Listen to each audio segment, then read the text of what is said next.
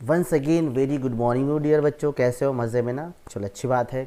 11th standard का हमारा series चालू है और मैं आपको बता रहा हूँ very helpful these are the whatever the MCQs we are taking here approximate we will our goal is to take the 1000 MCQs and in this series as these are the very important. मैं आपको really बता रहा हूँ, बहुत helpful है, आपको बहुत फायदा होगा आगे और एडवांस क्वेश्चंस आएंगे।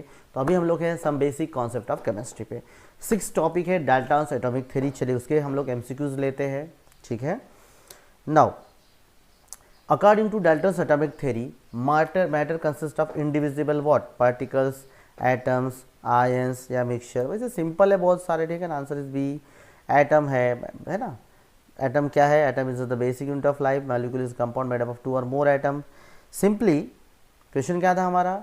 अगर Dalton's atomic theory matter is consist of, matter किससे बना है? बेसिक बिल्डिंग ब्लॉक क्या है? एटम है, ठीक है। बेसिक एटम से मैटर बना होता है, आपको ज़्यादा बताने की ज़रूरत नहीं, सिंपल है।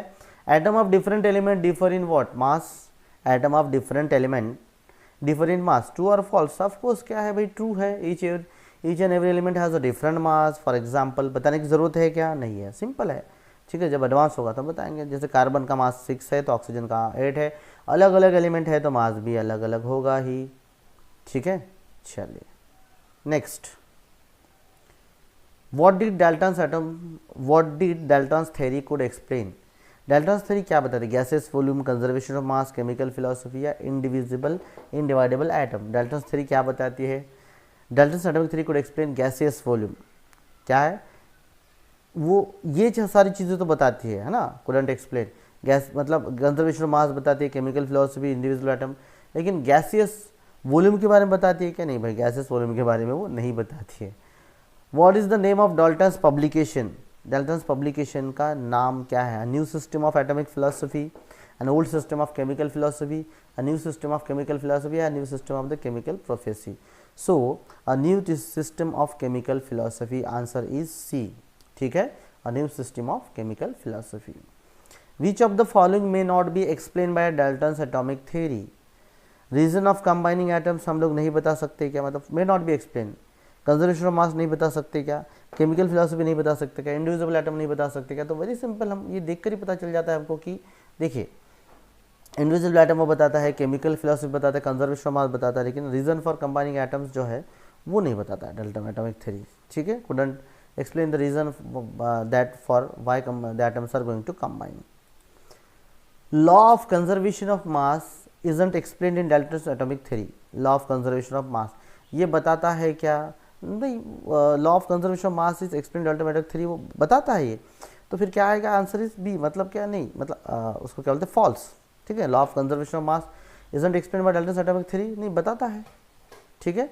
Conservation mass explain Dalton atomic theory, he said and recognise of atom is involve in chemical reaction, ठीक है। What is 1 Dalton? 1 डाल्टन क्या है भैया? तो 1 डाल्टन को हम इस तरीके से कर सकते हैं ना, 1.6605, आप ये देख लीजिए, मल्टीप्लाई 10 - 27 किलोग्राम पर, इस तरीके से। तो फिर आंसर क्या आएगा? Answer is this one, D, ठीक है। और यूनिफाइड मास यूनिट 1.660539 ये आपको क्या करना पड़ेगा? याद रखना पड़ेगा, ठीक है, याद रखने वाले हैं। Answer is D.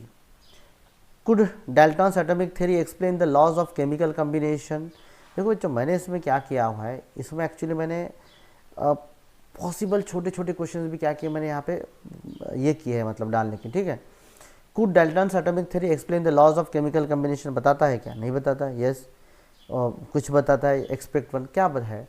तो yes, it could explain all the laws of chemical combination, that is law of conservation of mass, law of definite proportion, law of multiple proportion, Gay Lussac law of gaseous volume and Avogadro's, ये सारे वो बताता है, ठीक है। There are no limitation to the Dalton's atomic theory.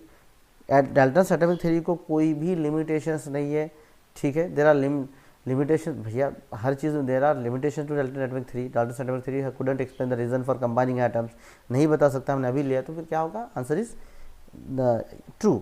There are no limitation to the Dalton's atomic theory, sorry false, limitations है, drawbacks है उसको। तो आंसर इज व्हाट? बी।